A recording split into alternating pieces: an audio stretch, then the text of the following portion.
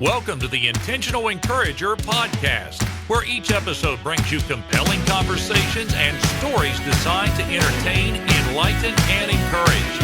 And now here's your host, Brian Sexton.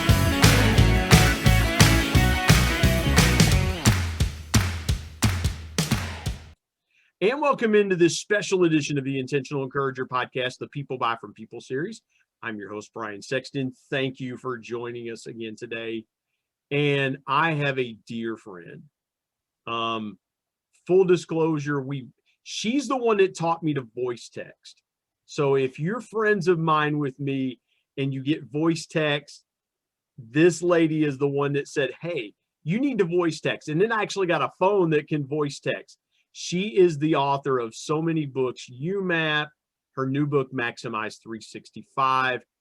Go and find her on LinkedIn at Kristin A. Sherry, Kristin A, and the little period, Sherry, Sherry. If you're not connected to her, if you're not following her, why? Why are you not doing this? She has so much stuff, but it is an honor to call her a friend. And she was one of the endorsers, beta readers of People Buy From People. My goodness, I could go on for an hour talking about how great my friend Kristin Sherry is, but I want to bring her into this conversation. Kristin, how are you? Well, you have me giggling and blushing. Well, at least it's the opposite effect of what normally happens when people get near me. They get nauseous and other things. Stop. You know, that is not true. Well, yeah. I mean, you've actually great. You and I have had coffee together. We've had dinner together, and it's just, you know how I am. It's what you see is what you get, and you're the same way, and that's why I dearly love our friendship, and I am so grateful that you did this, and I'm grateful that you were a part of People Buy From People. It doesn't happen. I've told people it doesn't happen without your influence and your input. So thank you. I've said it to you privately, and I'm saying it to you publicly. Thank you for I'm just so proud of you, Brian. I remember sitting in that rib joint, eating ribs with you. Yeah. And you talking about this book, and we were talking about how you might accomplish writing it, and I thought, well, I know you're a real extrovert, so your biggest challenge is probably going to be spending enough time alone. And then the pandemic hit, so God was listening. He says, okay, we need this book, Brian, so I'm going to shut everything down and keep you at home. Now people are going to blame the pandemic on me. Thanks, Kristin. Yeah, they're going to blame me for the pandemic. It's like, yeah, this is the guy we need to go take out because he's caused all this. No, listen. I think it took a pandemic for a lot of people to get a lot of things done. Yeah, no kidding. No, I remember that conversation vividly because what I remember was how much encouragement you gave me, and you were like, "Listen, it's really simple, but you have to get encouraged to do it." And I felt, and I was procrastinating a ton, and I wasn't, and the chapter I wanted to talk about with you is observant. Mm-hmm. I wasn't observing what I was feeling internally. I was letting all these other things push back what I was feeling inside and what needed to come out of me through this book. I was just pushing it back because I let procrastination get in the way. I was like, I don't feel like writing today. And you've written a ton of books. Those feelings that can creep in on you, like, I don't feel like writing today. I'm not inspired today. Mm-hmm. I didn't observe. That was my mistake. I didn't observe what I was feeling inside. So that's a great place to start with you. Go ahead. Yeah, you got that. That is such a great insight, Brian, because I think a lot of people don't observe inward or outward. And observation is so powerful because your thoughts become things. So you start thinking things, and then you start having feelings that are stemming from those thoughts, and then your actions stem from the feelings. So, for example, you might start to have feelings of self-doubt about something, and then you start to feel anxiety and fear, and then you say, I'm going to say no to that invitation to come and speak or to go to that networking event. And who knows what may have been there for you? It may have been the answer to a prayer. A person could have been there that could have advanced your project. But instead of observing and saying, okay, why does my body feel anxious right now? What is the thought I was just having before that? Because a lot of our thoughts are happening automatically Yeah. in our subconscious without us really being aware of them. And let's come outward for a minute from that. Because people are so busy and rushing from here to there, I mean, things have slowed down a little bit with most people working remotely right now. But in general, people are rushing from one thing to the next. Yeah. And so you're not noticing the small details. And I think that because so few people are observant when it comes, you might notice details in the environment, but I mean observant of people's body language, the word choice they use, the expressions on their face. Um, People are largely used to people ignoring them, I think, and Yeah. not paying, because you come in with your own agenda. So if you're a salesperson, you have an agenda. How am I going to overcome objections? What are the pain points I'm going to reveal?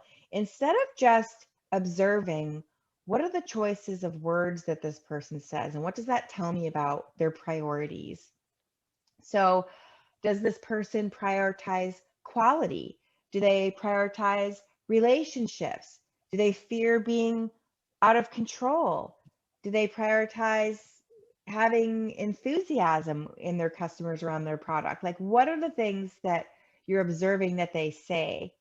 And then observing their body language, because then it enables you to meet a person where they are and they feel seen and heard. And that's a common human need, is for people to feel seen and heard. And by observing, you can make people feel that way. It's so powerful, and I feel underutilized. You know, what you just said is really important. And I'm thinking back to last January 2020, before everything hit. It was late January. And I met you at a Starbucks in the Charlotte area where you live. The Mm-hmm. first thing that I noticed, and you've been very transparent walking people through your journey in your transformation with your health and your fitness and everything. That's the first thing that I noticed when I saw you. I'm like, you look different. And you began to tell me about your transformation. And you were in the middle of it. And since then, you've even gone through more transformation. And so that's the first thing that I noticed, was the external transformation that was happening in Kristin. Why do you think people, though, let me go here for just a second. Why do you think people are not as good as seeing internal transformation in people? Because the external is something that we can pick up on right away. And what did I tell you? I noticed, I said, I see a difference right here in you, right here in your cheeks, if you're watching on YouTube. And Oh, really? yeah, that was the first thing that I noticed when I I didn't saw remember you. you saying that. I don't have Yeah. a good memory for those types of Yeah, details. it's right. It was right there. I saw it. I was like, oh my goodness, Kristin. But why do you think we are great at seeing external transformation in people, but not so good seeing internal transformation in people? Well, I think part of it is how our brain works. Our brain likes to classify and categorize. And so we will do that in an instant. Is this person someone I know? You know, just by the familiarity of your face. Is this person someone I like? By the body language or the gestures, or if they get too close to you, or if they're distant from you, or if they're very closed off, or if they smile. Um, and does this person seem like someone I can trust? So we're trying to evaluate that know, like, and trust factor with people very quickly. And even when we know people, we're trying to put people in categories. And that's why we always want to know, when you read something in the news, well, was it an old person or a young person? Was it a man or was it a woman? Or what race were they? Or where did they live? Like, we want those details because we want to put things in neat little boxes, because our brain doesn't like uncertainty. And so we like the quick, expedient, clear, certain things. We gravitate towards those. That's just how our brain works. And So we make very quick judgments and assumptions about people out of that preference. And to reserve judgment, it takes time to be able to be curious, to ask questions, to get to know someone, to explore. Most people want the quick and easy. That's why the weight loss pill industry and all of the diet industry and makeup and Spanx, the woman who invented the Lycra that sucks all your fat in, she's a billionaire now because it's quicker to throw Spanx on. Why didn't she do that for men? I would love to have that for guys. I mean, good grief, you know? The man Spanx. But honestly, we laugh about it, but fast food is a billion-dollar industry. The processed foods that you microwave, everyone wants quick and easy. It's way easier to microwave something, to slap on Spanx, than to go running 3 days a week or whatever. Kristin, let me jump in. And easy. Yeah, let me jump in here. Think about your books. Think about all of your books that you've written. If I want your content, I can go to Amazon. I can, if I have a Kindle or I have the Kindle app, I can go get your books immediately. They can come to me just that easily. Whereas 10 years ago, if I wanted a Kristin Sherry book, I would have had to gone to Books A Million or Barnes and Noble. I would have had to get a physical copy of it. Now, and drive there, right, and drive there, Now, in your new book, Maximize 365, I can get you reading your own book. So now I can have your voice in my head, literally so I love what you said about how far we've come and how fast we want information, even about other people. We want fast, easy, instant, quick information. I love how you said that. And I wanted to get a shameless plug in for your new book. You are too kind. But that lacks nuance, right? And the thing that's so ironic about it is people are incredibly nuanced. We think everyone else is black and white, but we're very complicated. You can't put me in a box. I'm very nuanced thinker, but no one else is, right? Oh no, and knowing, you know, and I'll go back to the way we like to consume information and things like that. And I remember you and I were texting with each other and you said, hey, I like voice text. Shoot me a voice text. It helps me understand. And here's what I learned about that. And I want to share this publicly because I don't think I've told you this. What I like about it is now I don't have to interpret what I mean in a text message. Yeah. You can hear my voice. And I can hear your voice. And you've sent me some text some voice text that hearing your voice and saying it to me, it's like you were sitting right next to me or sitting across the room from me. And I loved it. And there's no nuance there. I know what you mean. I can observe your tone of voice. I can observe your words and as they're sinking in. And I love that. Let's take a quick break. I want to talk to you about what you have observed from the first time you wrote your first book to writing Maximize 365, what you've observed about yourself. My dear friend Kristin Sherry is with me on this special edition of the Intentional Encourager podcast, the People Buy From People series, back in just a moment.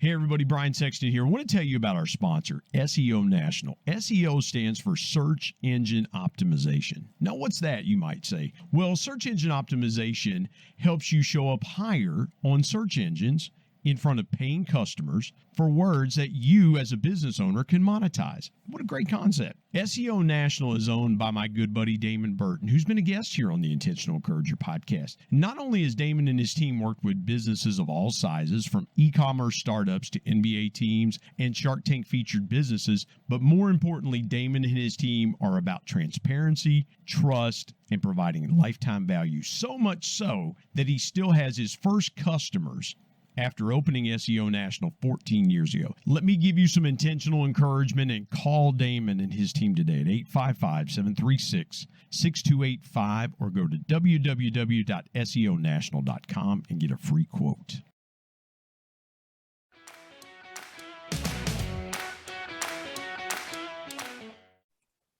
Kristin, take me back to your first book, and now you've written Maximize 360. I think this is what, book number 10 with the you've I got. have finished 10 and I'm writing 11. I'm on book 11 right now. Good grief. You're a machine. But when you first started writing, you were not an author. You did something else. What have you observed about yourself that has changed or gotten different about yourself from book 1 through Maximize 365?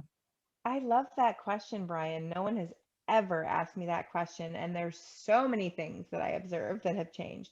Number one, I have a much thicker skin. The very first time someone ever said anything negative about any of my books, it sent me into a tailspin. It ruined my entire day because it made me doubt what I had written. It made me doubt my product. And now I've come to recognize, oh, they're not my target audience. So my thin skin has thickened up, and I've come to understand that, and I've said this previously, but if you think of the best movie you've ever seen, or the best play, or the best song, and you go look at the online reviews, there are 1 stars and lots of them, and people saying this movie is so boring, I have no idea why it's considered classic and why people love it so much. So that's the first thing I've observed about myself. The second thing I've observed is the growth in the process.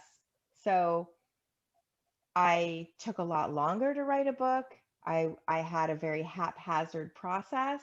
I got lost in the manuscript and turned around on myself. I didn't know, did I already say this already somewhere else? And I'd have to use the control F find feature on my computer to find keywords and say, oh no, I've typed 2 paragraphs and I already wrote about it 20 pages ago and I completely forgot. So I've learned a lot of more efficient ways. I've learned from other people. I've learned from research. I've learned from hard experiences. So I have grown as an author. I've observed that I'm a better writer because of my editors, because they teach me, and I am not defensive when they give me feedback or when I open a manuscript that's full of red pen everywhere. And as I started to write more, I thought, okay, I'm getting better at this, so there's going to be barely any markup on this. And sure enough, there was still a lot of markup. Well, I remember the email you sent me because you said, Brian, I'll beta read your book. And I remember the email you sent me and said, look, I tell you this because I love you.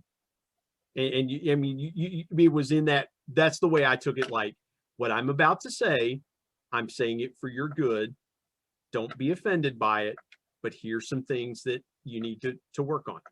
Mm-hmm. That was so good for me because you knew me well enough to know that you had to frame, like we were talking about in the last segment, classifying, putting things in different places.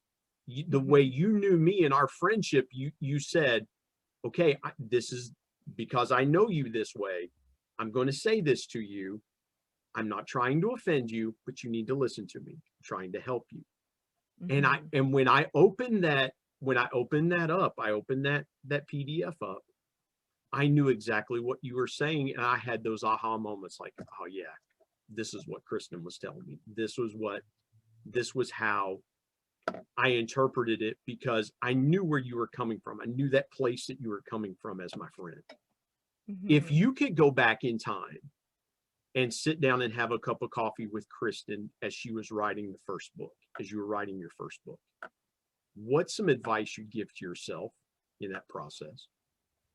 I would say, don't edit as you write, because it took me 4 times as long to write my first book because I tried to edit it as I went instead of going back and doing an edit pass, an author edit at the end when the book was written. The second thing I would say is don't be afraid to share with people, because I would talk about my book for a week or two and then stop because I was nervous that I was annoying people. But I wrote the book to help people. So if I'm not telling people about it, it doesn't help people sitting there growing dust and not going out into the world. I think those two things is remember why you wrote it and boldly share, but in ways that adds value to people, not just buy my book, buy my book, buy my book, but making sure that I'm sharing content and creating content out of it. And I always buy extra copies to send to people in need that can't afford to buy books. Yeah. Like if they're unemployed and they have other things that are a priority to spend money on. But really just not editing as you write, keep sharing and keep visibility on your book. And I'd say the third thing I would tell myself is you should be proud of this accomplishment and not focus on looking back and reading it and saying, oh, this book's really terrible, or this could have been so much better. Always looking at the negative things about it and just sitting in that accomplishment and feeling good about having done it. Because I think I was really hard on myself with my first book. I would say those are the top three. I gotta ask you something. Your kids are a big part of huge part of your life. You are, and I see pictures. You are so proud. One of your sons just cut an album as we record this. He cut an album. Listen to my near 50 self talk here. You know, He released an EP. he released an EP. Thank you for bringing me up with the lingo of the kids. You have two young daughters. You have two older sons. What do you observe in your kids at these ages that helps you be a better writer and helps you speak to people of different ages? Because the reason I say this, your daughters inspired your children's book series, and that was a little different for you. That was you were writing to a whole different audience, and you had some great co-authors, some friends of ours that are great co-authors and illustrators. And then you have adult kid. Our kids are the same age. Your sons and my son are in that 20 same and age 24. group. Yeah, I've got a 20 and I'm still amazed you have a 24-year-old son. But I have a soon to be 21-year-old son. What do you observe in your kids that makes you a better writer in communicating with different audiences? It's really interesting. I want to just put a little pivot on that too and say one of the things I've learned is when I observe my kids, not to extrapolate to what I think those observations mean, but to rather ask. So I've noticed that you've been withdrawing to your room a lot. Is everything okay? Not, well, you don't like to spend time with us. I think sometimes when we observe the things our children do, we assume that means what it would mean if we did that based on how we're wired. So when I observe them, the first thing I do is not to put meaning without inquiring. I think that curiosity has really helped. But how it's helped me be a better writer in observing these little people is, first of all, I realize how different everyone is. And so I try not to use broad sweeping statements in my books and try to really reach the individual where they are. So for example, I don't say we all want this or we all feel this way. I realize that people are different than me. I used to do that all the time in my LinkedIn posts. I would say everyone wants this or everyone feels this way. And I've just noticed my kids all have very different personalities, and it's helped me be a better parent by observing things. So paying attention to changes in their behavior and then asking them how they're doing or if there's anything they want to talk about. It's really easy to be on your cell phone and not paying attention to the signs of your kids. But really, they've helped me be a better writer because I'm writing for kids now. And having 4 kids has been huge. So I read my books with my kids and I look at their reaction as a beta read to see what they like, what they don't like. And I've realized that sometimes some of my books will keep one child's attention and the other one is not particularly interested in reading it. And that's okay. So it doesn't hurt my feelings and I don't like the child better that is more interested in my Yeah. work than the Hey, other. Kristin, I got to share this with you and I think I've told you this. My son came to me one day, my 20-year-old came to me one day and he said, Dad, I think I'm going to do a podcast. I said, oh, great, man. That's awesome. What can I do to help? He's like, well, you've already helped me. I said, I have. He said, yeah. He said, I'm going to do a podcast called The Unintentional Discourager. That's so funny. I know my kid doesn't listen. He's listened to one podcast. He's listened to one of my podcasts. And my wife is like, listen, she told me, she said, when your Audible book comes out, she said, then I'll read it. She said, then because you can read it to me. But again, it's you think that you're trying to write universally. But I love what you just said about writing specifically and not universally, because you're right. COVID has hit everybody differently. And that's why, when I have people I haven't had on for the first time, or I have people on for a second time like yourself. Well, you've got 3 appearances, my dear. You've got 3 appearances. Yes. Episode Trifecta. 4. And then we did one with the Avengers. With Lori we had and Lila and Lori and Blake and you and myself, and now this one. But again, you're exactly right. Experiences hit people differently. And I think you have to observe how these specific experiences hitting that person in the moment, like you were talking about with your kids. Like they could read it one day and it's like, oh yeah, this is really cool. And the other one's like, yeah, whatever. As an example, I got an email. It was a sales email. I somehow ended up on someone's mailing list, and they said, sorry about that. Something I know. I was like, who are you? But it was somewhere along the lines of 2020 has been just a terrible year and we all can't wait to kiss it goodbye. But my husband travels 50% of the time. He's a consultant at Microsoft. Yeah. And I got to have a whole year with my husband at home. And that was absolutely precious. Now, I don't say that with a lack of compassion that I'm not glad we had a pandemic because people lost family members and friends, and that's 100%. Terrible. Yeah. Yeah. But I'm saying there was blessings in the storm for me in having my husband home every day versus him being in Germany or the UK or wherever. He goes all over the world. And that was wonderful for my children. And not only that, but it gave me the flexibility to write my children's book series because I wasn't traveling either. And I wasn't doing as many speaking events. Yeah. So I was able to bring this children's book series to the world to help little people build their confidence through self-awareness. What an amazing thing to be able to do. And the pandemic afforded me both of those things. So I read that and instantly think,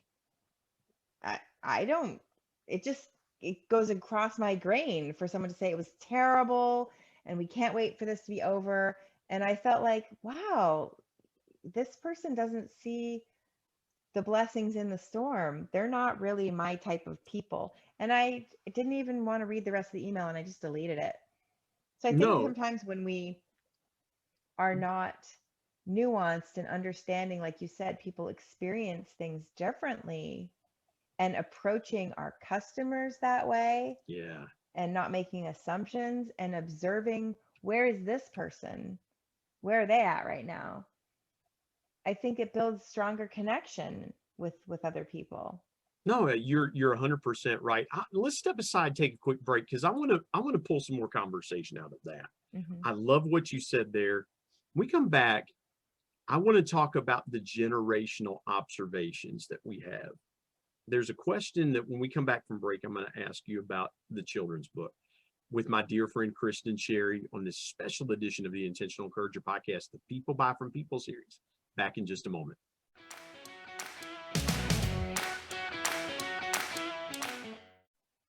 Hey, everybody, Brian Sexton. Want to tell you about my new book, People Buy from People, 10 Powerful People Lessons from the Ultimate People Person, my dad. My dad was one of the greatest connectors that I ever knew. And he shared with me 10 connecting principles that I have used throughout my 25-year sales and sales management, customer engagement, and leadership career that I'm passing along to you. If you want to be a stronger, deeper, and more powerful connector, you've got to pick up a copy of People Buy from People. There are concepts in there that you may not realize help make you a power connector. You can go to Amazon and pick it up, Kindle if you're an e-reader and you like to do it that way, or now available on Audible. And there's one other way you can get a copy of People Buy from People. You can get one from me and I'll sign it for you. You go to intentionalmediaandpublishing@gmail.com and send me an email, and I'll share with you the link on how you can get a signed copy. You can buy a signed copy directly from me. Again, People Buy from People. If you want to connect like never before, pick up your copy today of People Buy from People. And now let's get back to more great conversation here on the Intentional Encourager podcast.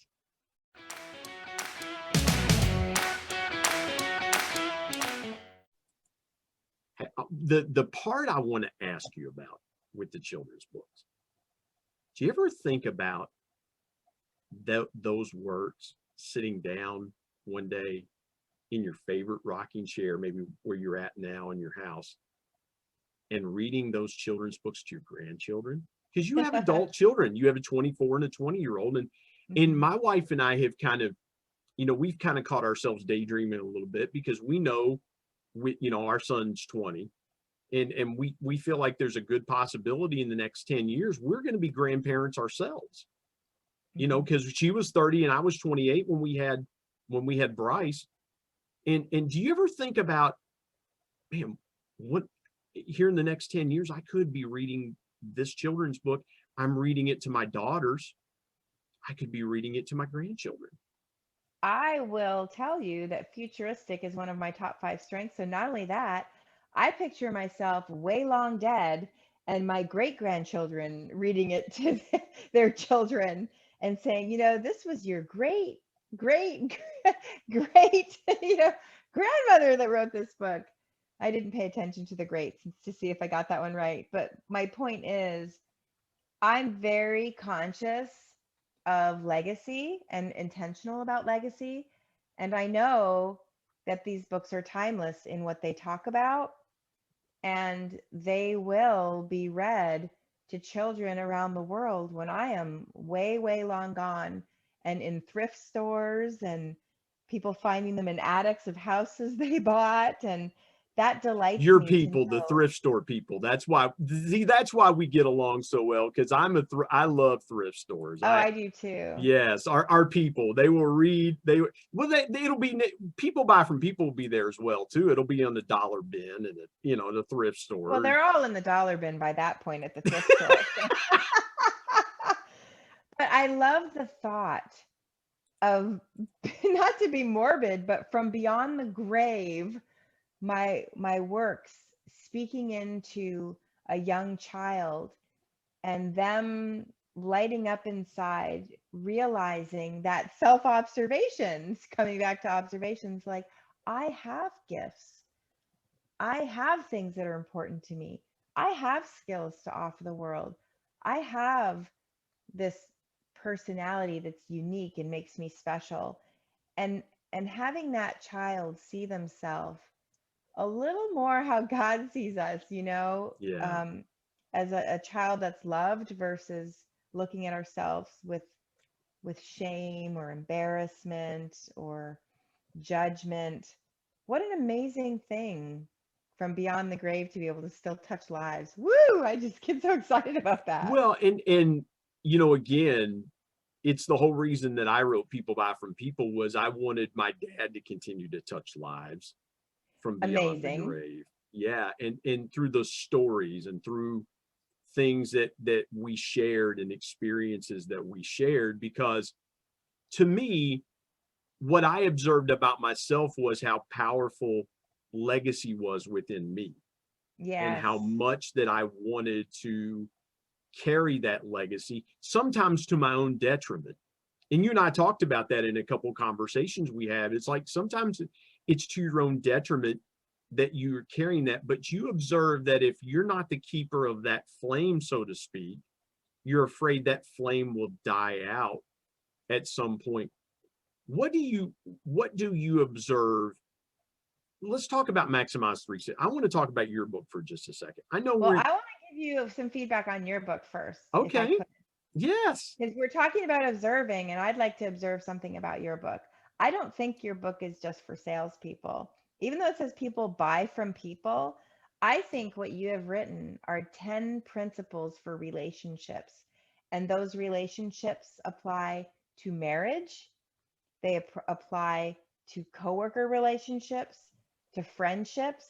I think if people implemented these 10 principles, there's 10 of them, if I recall. It's been a while since I read it, but well, you've kind of been busy, you've kind of had your own thing going on, But I think if people read this book and consistently applied these 10 principles, they would find all of their relationships transformed. So I think your book is far more than a sales book.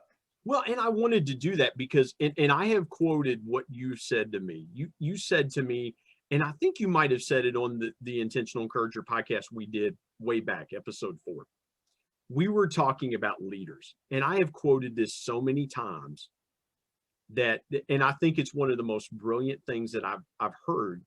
And you said this, you said, Brian, people don't leave companies, they leave leaders. And I wanted to write the book to help people understand how important connection is with everybody, not just with external customers, but with internal customers. And when I heard you say that to me, what I observed in me was, oh my gosh, that is one of the most powerful things that I've ever heard. And then I started going back into my own situations and going, that's 100% right. When I left this company, I didn't have a good leader. When I left this company, I didn't have a good leader. There have been a few times that I had really good leaders and I left for a great opportunity. But more times than not, and Kristin, I didn't think about that. You helped me observe that. I didn't think about that until you said that, and I go, oh my gosh, that's 100% right. Why do you think it's hard for us to observe what's really going on inside of us? Let's shift to your area of expertise. Why do you think it's hard for us to observe what's really going on in our company around leaders and why we feel the way we do sometimes, either positively or negatively? I think observation is difficult for a number of reasons. Number one, we're not always objective. So especially when we're observing things about ourselves and even others, we're not always objective. It comes back to those assumptions again. In addition to not being objective, we have different lenses and filters. Everything we see and hear goes through a filter. Did you know that 70% of what you say to someone is changed in their brain? 70%. So those filters really cause some problems too. So we're not objective when we have filters. I never thought of that because, again, we could say, my wife could come to me, my wife Tanya could come to me and say, hey, take out the trash. And I could go, what's her problem? What's gotten into her? And she could go, well, nothing. I'm fine. I just want you to take out the trash. Or I could go and I could say, hey, you know what? Why are you acting that way? And she'd be like, I wasn't mad until you said that. The way I observe something, or it's like how people see color. I could look at a collar, and I'll say, Kristin, I'll share this with you. When my layout person was doing the cover, I even shared the cover with you and you said, here's something I observed. You caught something in the cover I didn't catch. And you said, you might want to try this. and add a collar. The hands. The hands, that's exactly right. And my wife observed the same thing, and she said, you need a pop of color in there. And I chose Marshall Green. I wonder why, but but no, I did that intentionally too, because my dad was a big Marshall fan, and the green really stands out. But I didn't observe what people around me observed. Mm-hmm. I couldn't see what other people could see. As we wrap up the conversation, knowing and doing the things that you have done, what is one thing that is the hardest thing for us to see about ourselves? Because you've been a leader, you've watched leaders, you've studied leaders in leadership, you've studied all different types of characteristics in people. Mm-hmm. What's the one thing that's hardest to observe about ourselves? So there's this psychological phenomenon called the fundamental attribution effect. And that is what causes the biggest problem. So it creates our blind spots. When we observe bad behavior in another person, they cut us off in traffic, they interrupt us, whatever it is that they're doing, we say that person is rude. But when we cut someone off in traffic, we say, well, my mother's in the hospital and I'm just very upset. And there's a reason. So we fundamentally attribute behavior in other people as a character issue in them. And in ourselves, we have a good reason for why we did something. And that's the way we protect ourselves. And that's how we get defensive when we're given feedback. And that's why we don't see our gaps, because we see our bad behavior as isolated instances and in other people, a pattern. Yeah. What I wrote down was accusation versus justification. Mm-hmm. Because I love what you said there, because if I cut somebody off in traffic, oh, my bad. Somebody cuts me off, like, jerk, come on, you're going to wreck me. Mm-hmm. You're trying to kill me out here. And I just did the same thing 5 minutes ago, and my intent wasn't to kill anybody. Yeah. Oops, it was just an honest mistake. I just didn't see you.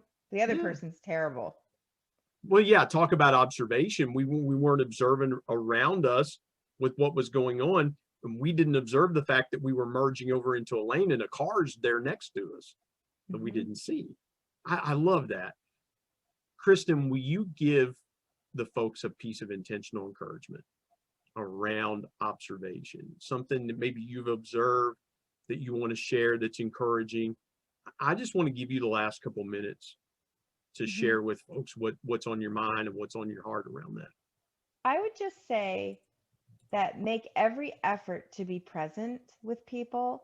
Being present is difficult. There's a lot of competition for our time.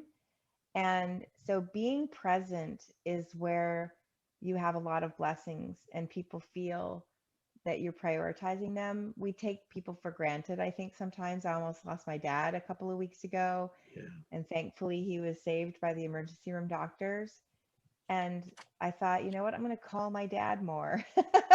Yeah. I think the encouragement I would have is to just do your best to be present with people and observe where they are and how they're feeling. Because ultimately, if people don't feel you're paying attention, they won't confide in you and they won't open up to you, whether it's your spouse or your children. They'll eventually give up trying because you're not listening anyway. Wow. Kristin, you are the absolute best. And I'll say this. When I was going through a low point in my career, in my life, almost 4 years ago, you observed someone like myself that you could help. And without you, your friendship, I can't tell you how much you have meant to my family and I. So from the bottom of my heart, publicly, thank you for being a part of this. This wouldn't have been, not only would it have not have happened without you, it wouldn't have been the same without you. So I think you have more than blessed me in return many, many, many times. You are by no means indebted to me, Brian. Well, listen, I just thank you. Let folks know. I'd be remiss. Let folks know how they can find your resources, connect with you. So for things like that. resources, the best place to go is YouTube, because I'm walking through videos of my book Maximize 365. So you can get all the entries and read them with me for free. So youtube.com/c/Kristin Sherry. And then you can catch me on LinkedIn or visit me at myyoumap.com. That is so awesome. You are the absolute best, my friend. And I'm grateful to you. Thank you so much for joining me again on this special edition of the Intentional Encourager podcast, the People Buy From People series. Thank you, Brian, and congratulations on passing 100 episodes. Thank you. I appreciate that.